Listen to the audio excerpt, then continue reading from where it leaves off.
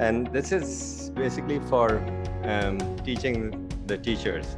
Is it important? So that's the question. And we felt over time that it is very important. I see that there are only few teachers here. So this was actually meant for all of us. So teaching process, learning, teaching. So it doesn't stop. And this is a cycle that continues.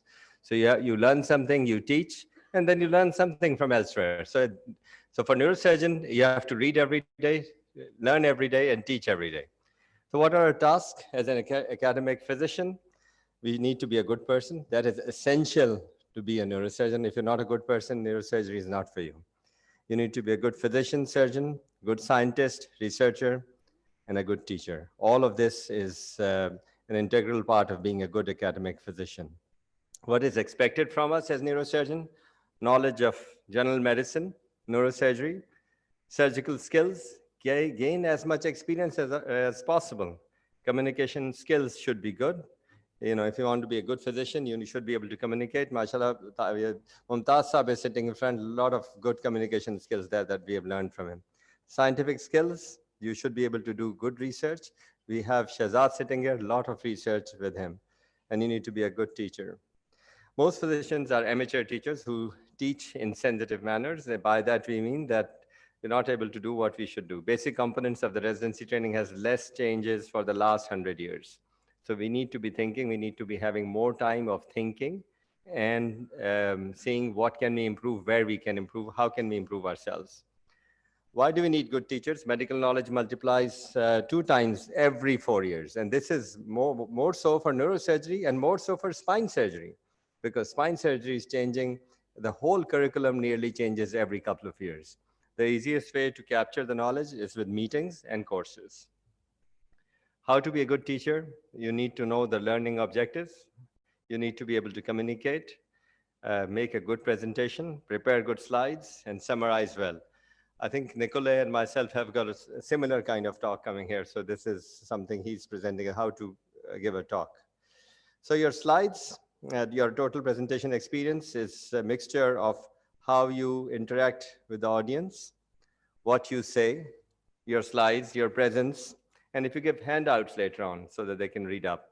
All our presentations are on our website. Every time we do this, we put it on website within a week, and it's on PDF format. You can download it and see it. So it's a total experience. So you can revise anything you want to revise. We must learn how to teach well, and that we are not taught how to teach. What we learn by sensory organs: 6% touch, smell, gustatory, 11% acoustic, 83% visual. If you have mixture of all this, obviously you should be able to learn and remember all of those. How much do we remember from a presentation? If I'm giving a talk and it's an oral unidirectional talk for 3 hours, it's 25% you'd regain. For 3 days, you'd remember only 10 to 20%. Written, you'd remember, if you're told to read, then about 72% of 3 hours, 10% in 3 days. If you have visual and oral, 80 to 65%. If you have interactive, 90 to 70%. So for example, here, I am just doing visual and oral. So that kind of retention you may have afterwards. Duration of lecture, if it's 20 minutes, so you're talking about lecture content remembered, about 90%.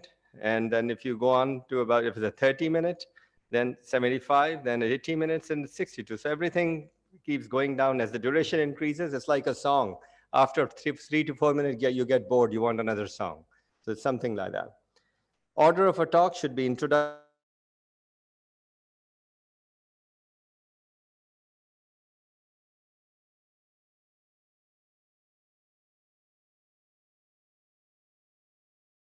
itself, speaker's enthusiasm for fulfilling this task, and effective communication during lecture. So, I see a lot of people giving lecture, only reading, not looking up, not talking to people, eye contact with participants, all that is important. And, if you know all the participants, you can call them with name, make jokes, speed and tone of talk. So sometimes you could talk slow and all of a sudden you talk loudly and quickly. So the people, their attention span keep changing. So use body language and mimic, use all parts of the lecture room. So you take a microphone and go to different areas and talk to different people and ask different questions. So presentation, short, attentive, comprehensive, and clear. Punctuation, frame, colors, orders are important. So these are antagonistic colors. So if you're going to have these colors on your slides, it's going to be difficult for people to read. So that's what I was telling Nicolay the other day as well. With this yellow thing was the was the font that he had, and it's difficult to read all those. So it depends, and you want something that's easily seen. And so all these are colors that really hurt your eyes. You don't want them. So you can have a title, a text, text, and you can have a location. So you can have on a slide maybe A and B, or in 4 places, but you need to have minimum possible on the slides, and more you can talk. So 3 to 5 slides in 1 minute, less wording. It should contain letters, images, and majority of the slide should be empty. Bad examples, you've got something like this. So, if we saw some of these slides day before yesterday, so this, we have got a classification scale, and what we are trying to teach is, you make all this, but we can't see what's happening here. And this slide is full of stuff that we don't want to be seeing, and these references. And we've got so many pictures, and this thing that's hurting our eyes. We don't want that. So you've got something like this, but the problem is you've got patient's name, etc. there. So that's confidentiality gone out the door. So all these are bad examples. You don't want to be seeing, so too much of a slide is bad. All you need is maybe one image taken, which is important. You cannot put the whole scan there. Nobody can see. The people at the back really don't know what we're talking about. They can't see. So all this is very good, but you put this here. So person who's watching this is interested in looking at this and trying to recognize which city it is. But they're not interested what you've got up there. So you have to make sure that they take interest in your slide, not worry about the other stuff that's on the slide. So principles of confidentiality. I think if you look at this, again, the problem is you've got this, but you've got this, and nobody's interested in this. They're worried about this joke, what this joke is about. They're trying to solve this puzzle, and they're unable to understand or get your point of view. So too much of information and rubbish, which is of no use to the topic that you're giving, is useless. So all these slides are awful slides, bad slides. So you see all the information you're trying to get through, and you're putting something in the back, which is beautiful, but not worth putting it here. So new procedure, blah, blah, etc. So, again, same thing, that if you've got too much on the slides, it will cause problems. So these are all bad examples.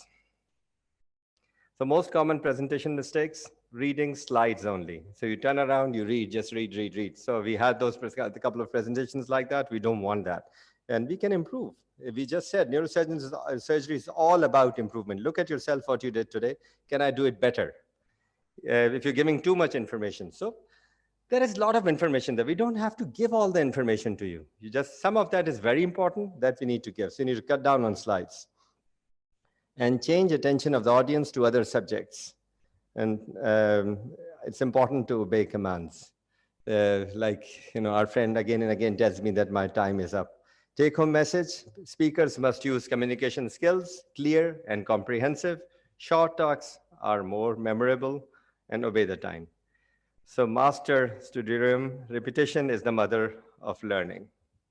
Summary, good physician, good surgeon, good scientist, a good teacher. Every teacher must be trained to learn how to teach well. Thank you.